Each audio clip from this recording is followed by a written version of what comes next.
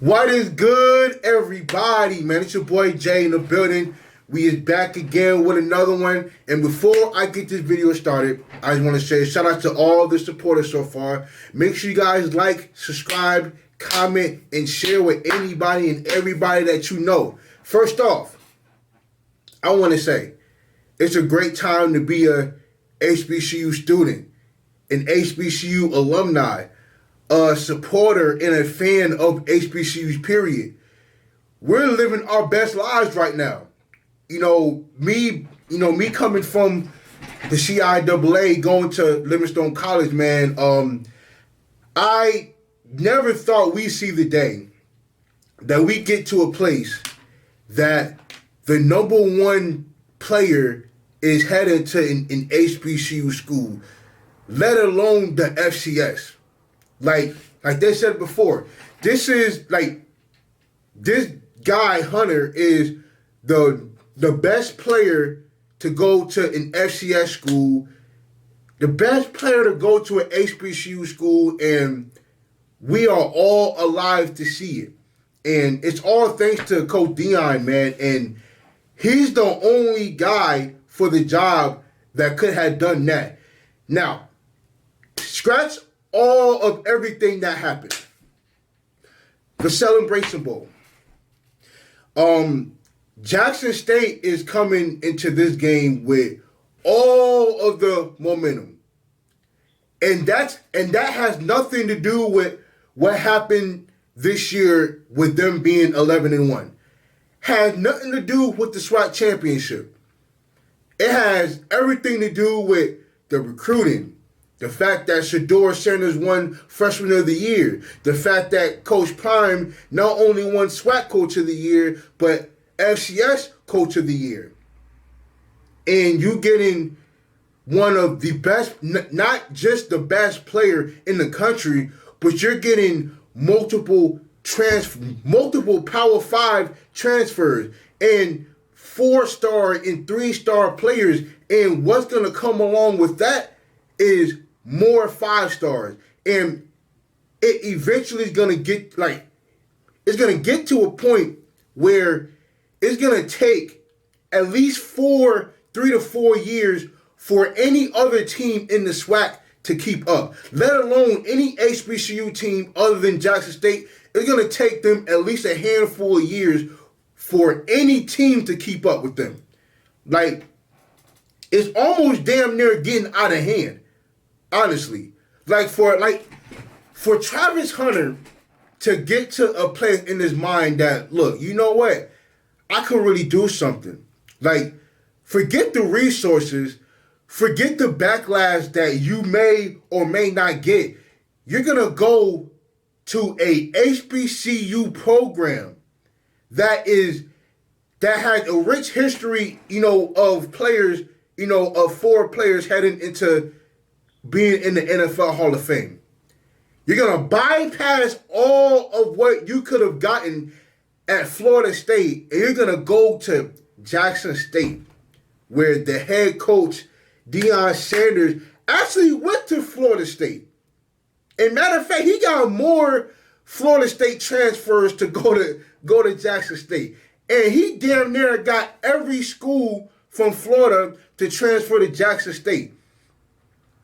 It's really getting crazy out here, man. But let's get back to the Celebration Bowl.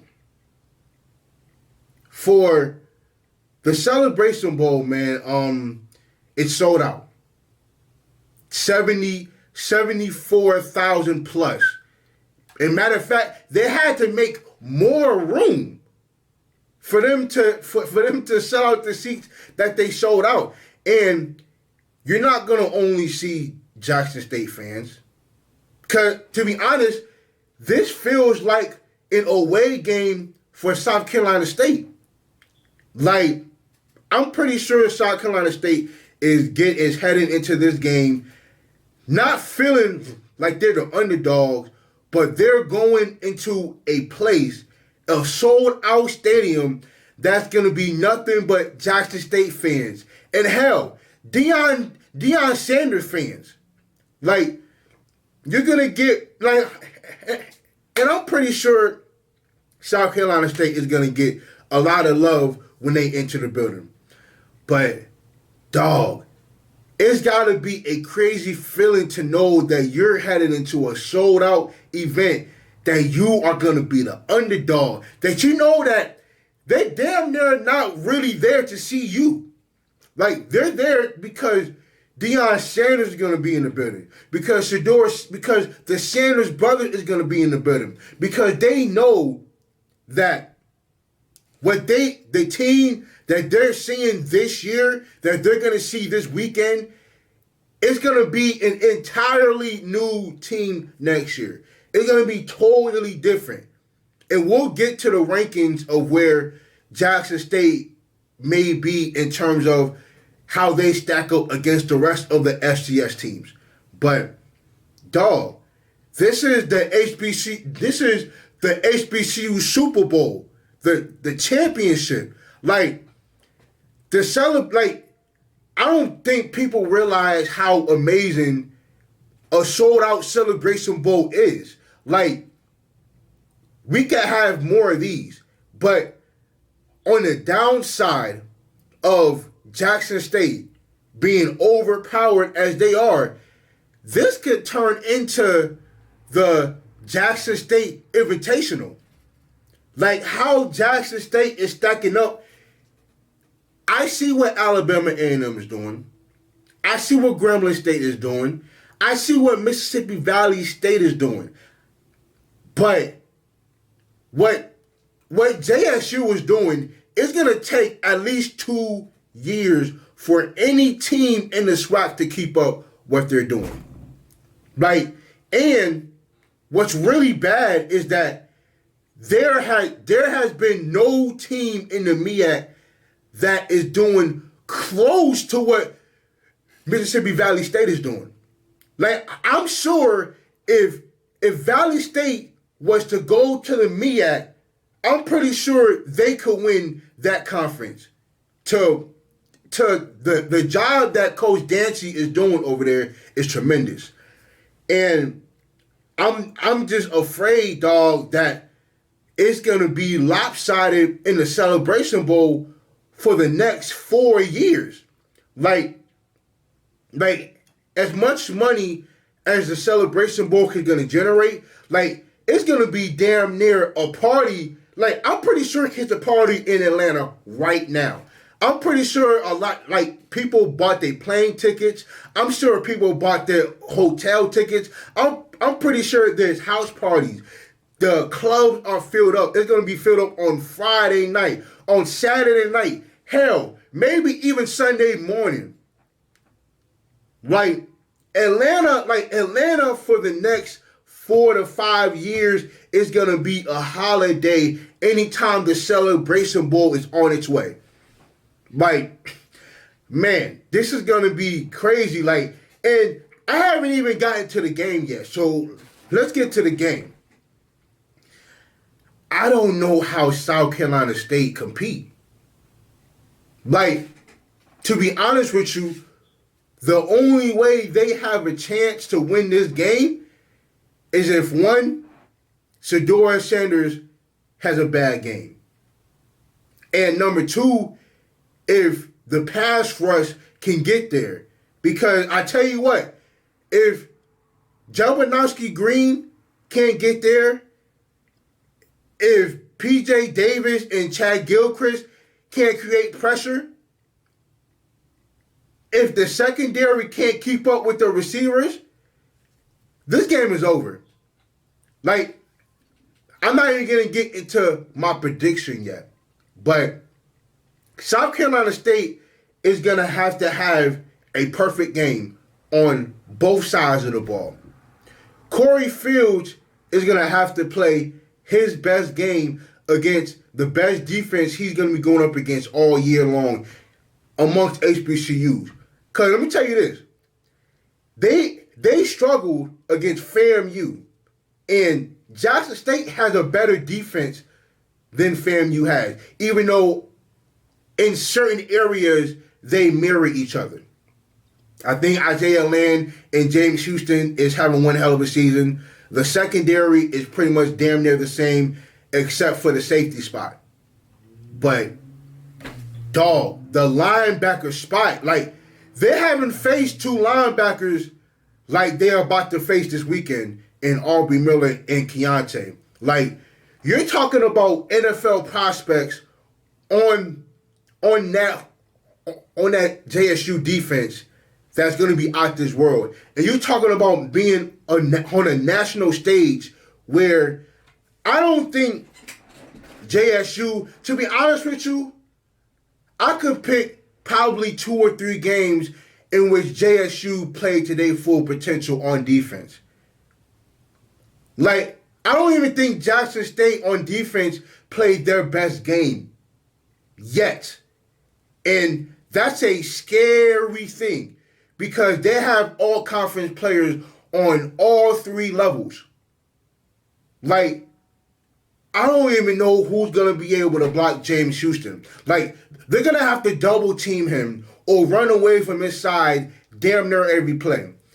I don't see too many people passing on the outside with Al Young and Nugget, or even throwing it deep with Simon Craig and Shiloh Sanders. And I already mentioned the 2 linebackers, but in terms of JSU and their offense, you know, the only way I can see this being a close game, or if South Carolina State being able to compete, is if they can create pressure, if they can make JSU off of the line,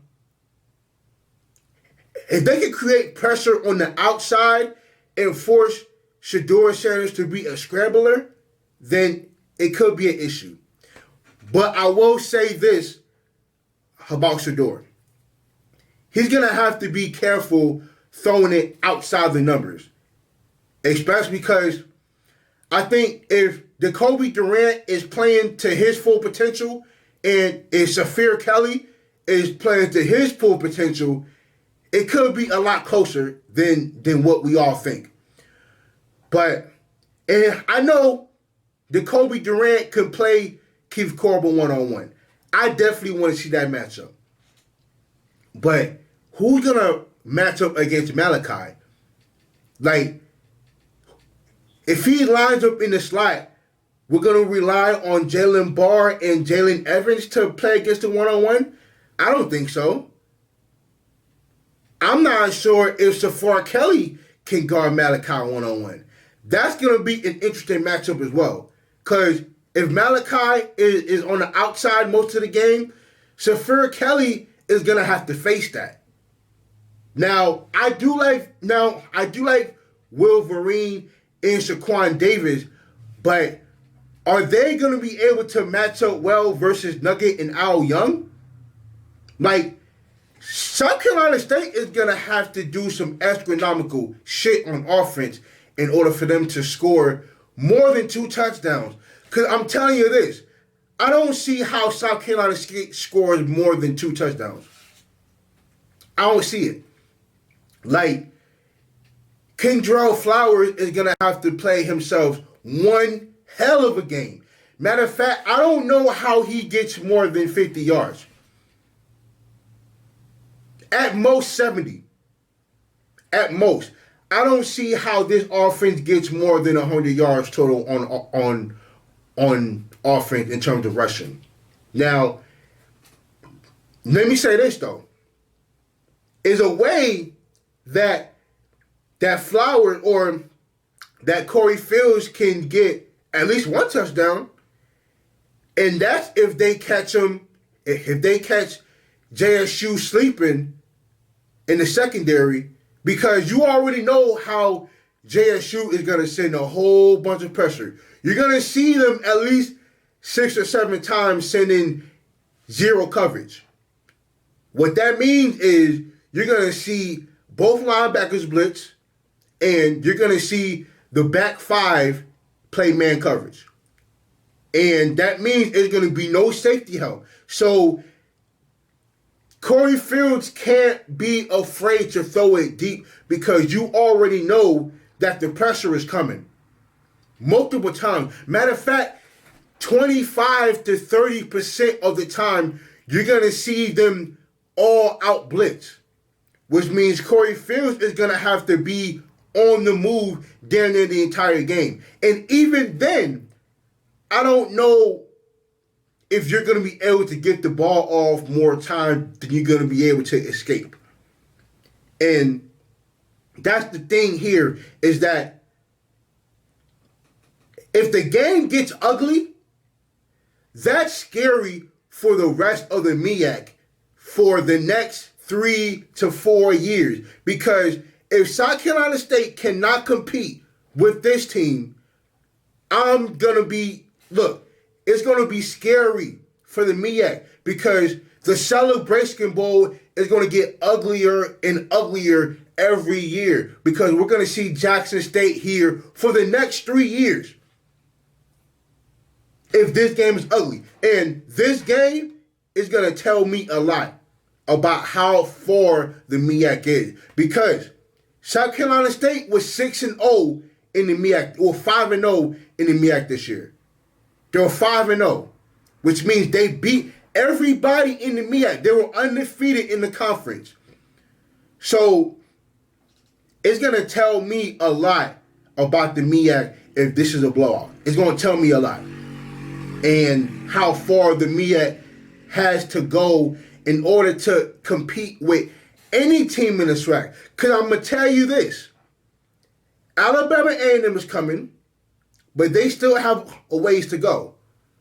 I see what Valley State is doing, but they have ways to go.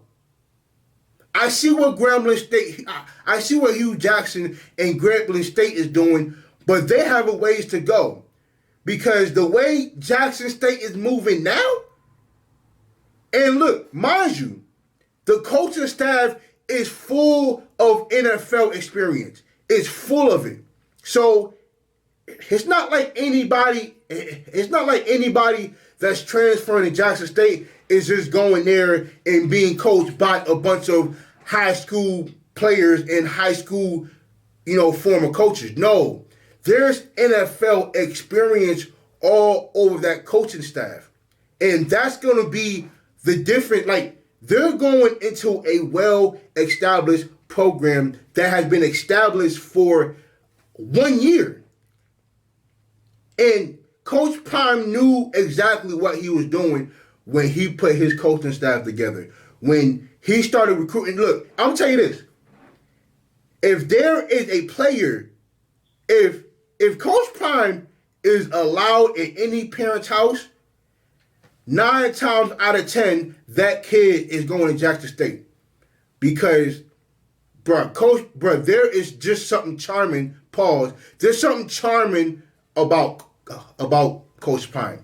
Like, there is just a demeanor, and when he speaks, you just believe him.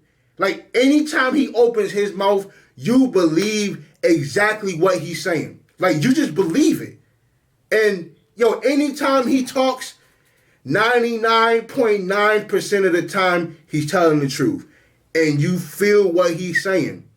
And even though he's been getting a lot of hate, he's been getting a whole lot of hate in the past 48 hours. But you know what? I know he look at that. He ain't gonna give it no life. He ain't even gonna acknowledge it. Cause you know what? He's focused on what he's doing. And that's the most beautiful thing about it. Is that he knows what he has in front of him. What he has in front of him is bigger than what's behind him. And that's what I love about Coach Prime. That's what I love about what he's doing, because he's representing for everybody across the country.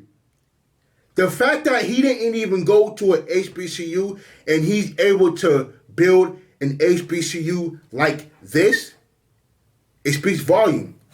Like, I've seen how many people has had his college jersey in a glass case and burning him. I've seen how Travis Hunter is getting so much criticism. And look, a lot of people probably didn't know who he was until he decided not to go to Florida State. Y'all just hating him because he didn't go to a Power 5 school. It's crazy how much people is ridiculing a teenager. Because y'all mad. And you know what's crazy about it? Is that the NIL deal, like Florida State is passing an NIL bill. They did that hours after Travis Hunter went to Jackson State. Bruh, the way people treat us when we don't go to their schools, dog, is absolutely insane. And that's why HBCUs are so important. That right there, what they did hours after he went to Jackson State, that's why HBCUs are so important. But back to the Celebration Bowl. I'll pray for South Carolina State. Look, we say that everybody puts their pants on the same way the next man does. He eats the same way you eat. He looks in the mirror. However, that same person got to look in the mirror. But there's nobody on South Carolina State that resembles James Houston. There's nobody on that team that resembles Keontae, that resembles Aubrey Miller.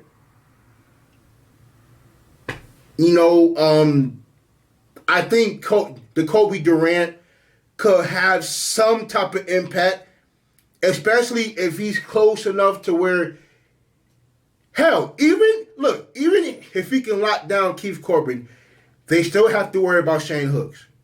They still have to worry about Josh Lanier. They still have to worry about Trevante Rucker. They still have to worry about Malachi Wyman. Like, Jackson State have so many weapons, and they're going to be better even next year. It's just insane how much talent Jackson State actually have. Like, it just don't make no sense. Like, for South Carolina State to lose to Alabama A&M by 1 point, and then for Jackson State to do what they did to Alabama A&M, speaks volumes. It's crazy how they were able to keep FAMU to only 6 points, but FAMU was able to score 30 on South Carolina State. It speaks volumes. But it's not about what you do on film. It's not about what you've done on film. It's about what you contribute the day of the game. But I'm going to say this too. You play to win the game. You play to win the game. It don't really matter what I say. Don't matter what anybody. It don't matter what the predictions are. It don't matter how many Jackson State fans are going to be there. You still have to play the game. I'm just giving my predictions now. I have Jackson State winning 28-7. I have Jackson State winning 28-7. But I'm going to say this too. If Jackson State is 100%, this is over at halftime. If Jackson State is 100%, and if Jackson State is playing with them, if Jackson State is not playing to their full potential, if they're not scoring at will, like how their roster is constructed to, this could be a long game. It could be closer than it's supposed to. But I can't wait for this weekend. It's a great day to just be an HBCU fan. It's an even better day for people who've graduated from HBCUs that were alive to see it. We're just a lot like it. It's just amazing for us to see what we're seeing this year around this time of year, man. Like the Celebration Bowl. If the MEAC is on their shit, the Celebration Bowl could be bigger than the FCS championship. It could be bigger because you already look. There's gonna be hundreds and millions of people watching this Celebration Bowl. I also hope that there are thousands of people who will come back and watch my reaction vid to the Celebration Bowl. I hope. Look, once again, make sure you guys like, subscribe, comment, and share with any and everybody that is a fan of it, that is a fan of the page, that may not have watched this page. Make sure you guys come back on Sunday and watch my reaction to the game. Just make sure you do it, man. Look, and once again, I appreciate the love and support from each and every one of y'all. Y'all been wonderful. And it's just a great day to be a fan of HBCU sports, period. So, I appreciate y'all. I pray for South Carolina State. And I hope it's a very good game. But I'm out of here.